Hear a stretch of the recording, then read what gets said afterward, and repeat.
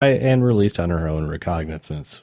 Yeah, good. Reconnaissance. That was amazing pronunciation. So she just was a little pissed off. And drunk. Yeah, but that's okay. You're allowed to be a dumbass when you're drunk, right? That makes it okay. It doesn't say in this report, but apparently she went through at like 6 a.m, right? Oh, it said, yeah, she went, he said, well, it was breakfast time. She wanted breakfast instead of dinner. So. Right, and 6 a.m. No, she demanded the Big Macs, and then they were doing breakfast. Yeah, they're already doing breakfast because they kick over to at 6 a.m. Yeah. In Texas now, you can get both in the middle of the night. That's the way it should be. I don't understand. What is the magical transformation inside of McDonald's that, like, we only do lunch now? Or we only do breakfast. We only do. They just put the patties, the sausage, and the muffins and shit in little microwave, little heaters or like heater lamps. That shit's fucking cooked. In shelves. Yeah. It's not. I don't. None of that's just really cooked anymore. Yeah, it's just heated up. Ugh, I don't know. I don't get it. I don't understand. I'm so tried to avoid eating at McDonald's anymore. I really do. I do not eat McDonald's unless it's breakfast. I'll do breakfast. Their and breakfast pancakes. is good. And Wait. I only get a vanilla iced coffee Pancakes. and a egg McMuffin. Occasionally sausage burritos. But do you know what time it is? Making bacon pancakes. Make a bacon pancake. It's fucking Monopoly time at McDonald's. Right now? No. Right now? Yes. What the fuck? I did not know this. This is like an annual thing with us. When I went to work, I received Monopoly tickets. Do you walk on my muffin, on my egg McMuffin? When you get that, Aaron, do you, because you've talked about it more on the show than anyone, do you just have to go to the bathroom and I know you've never, no one's ever fucking won. No. Do you just go to the bathroom and proceed to just No. take care of yourself with excitement? Because you get so excited about I love Monopoly. Aaron, I'm going to break it down to you. Unless you travel around this fine country of ours, you will never, ever, ever win because they distribute. I've talked to people that work at McDonald's. They distribute the tickets, the little tags throughout the country. So far out. That's fine.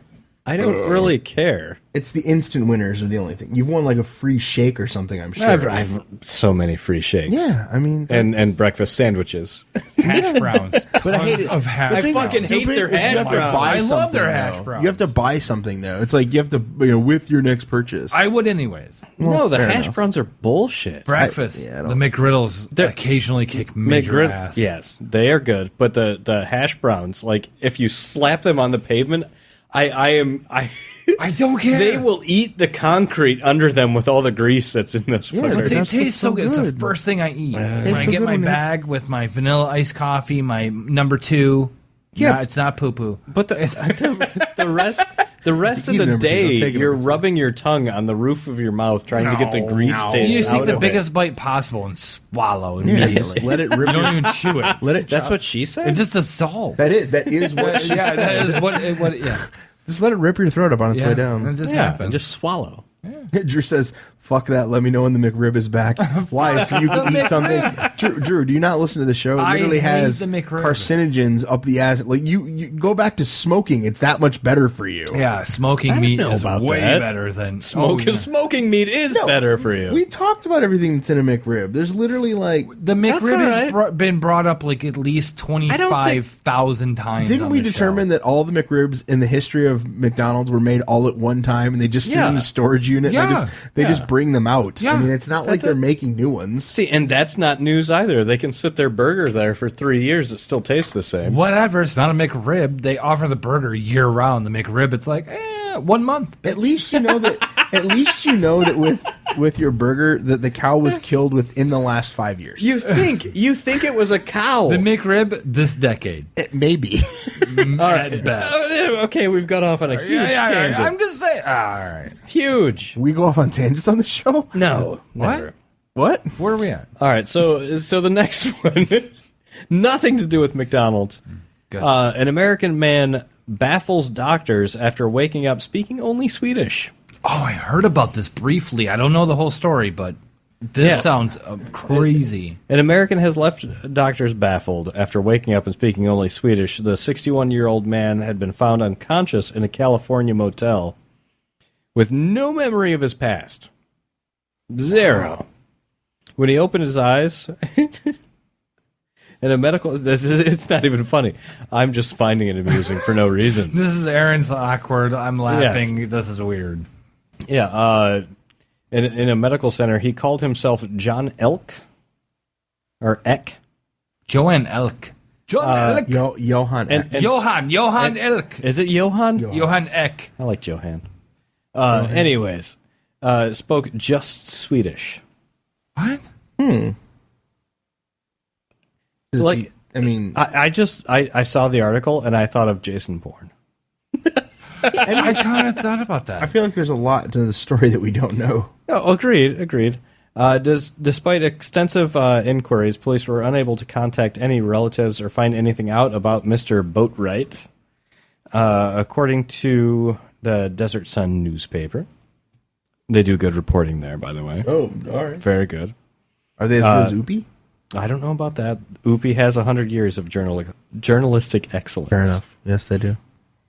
They believe he may have been sent, or may have been in the area for a tennis tournament. Mm-hmm. Though, as he had several rackets on him. Holy shit! When he was found. Several tennis rackets? Yes, I was automatically thinking of like conspiracies. Yeah, no shit. Like he had several rackets. There were some cups and marbles we found. He is said to be in good health. Told the paper, sometimes it makes me really sad, and sometimes it just makes me furious about the whole situation, and the fact that I don't know anybody and don't recognize anybody.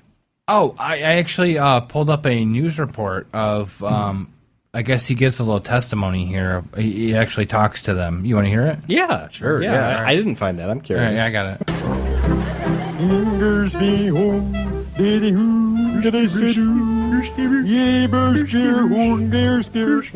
You're an awful human being.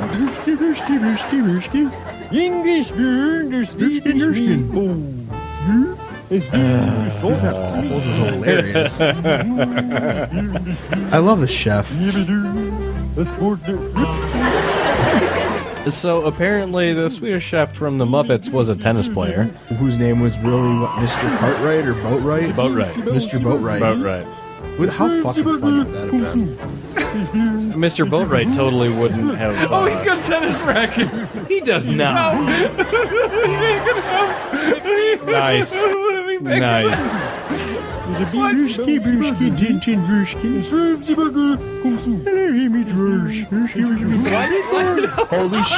he really does have tennis rackets.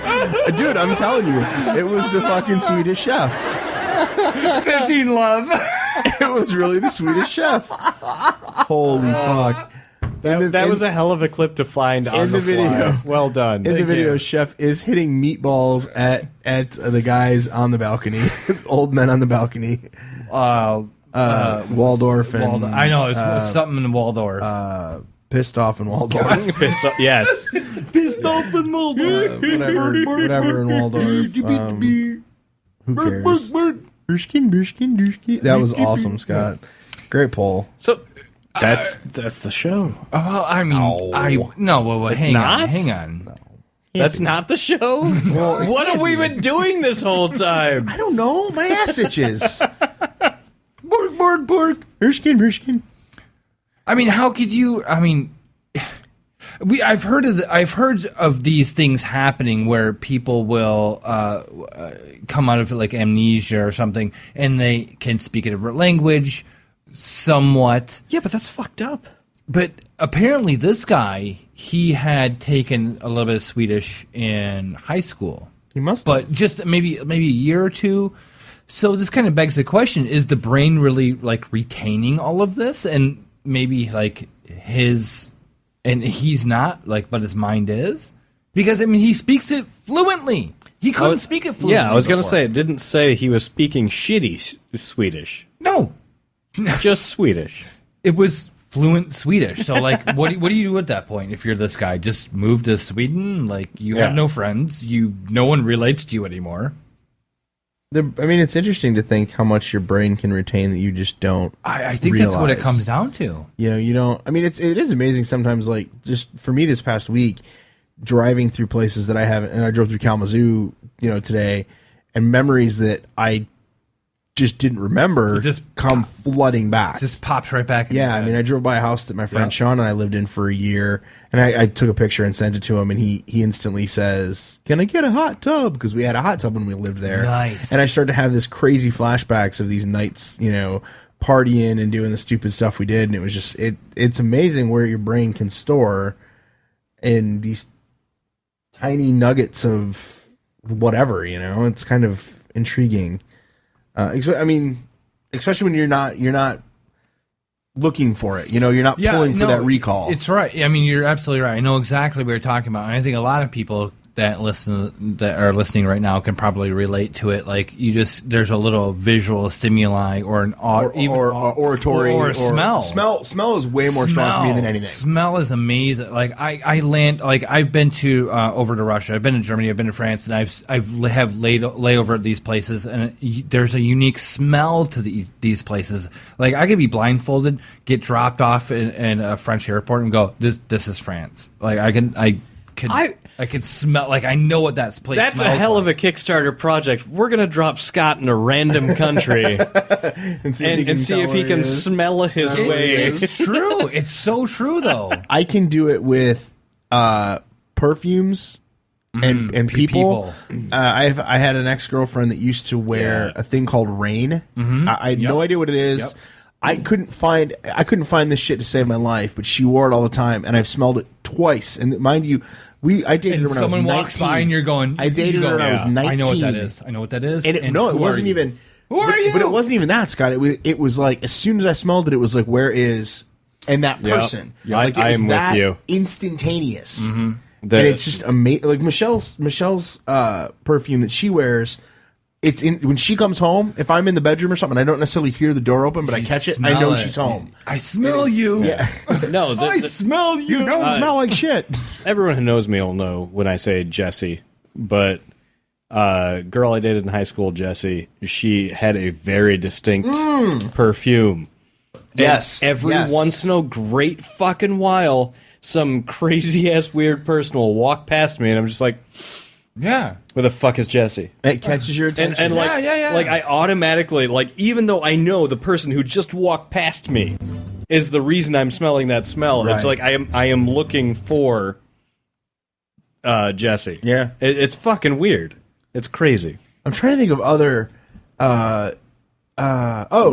there's certain not cigarettes so much because that doesn't work, but like the smell of certain clothes. I fucking hate them. I can't stand those things. Yeah. But there's one scent of them that Aaron Marble used to occasionally smoke. Yeah. And him and I hung out, all the time.